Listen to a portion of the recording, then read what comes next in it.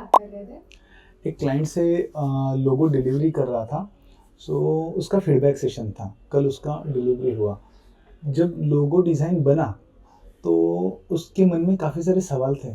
Sir, मैंने जो problem बताए थे, क्या ये लोगो मेरे वो सारे प्रॉब्लम फिक्स कर पाएगा?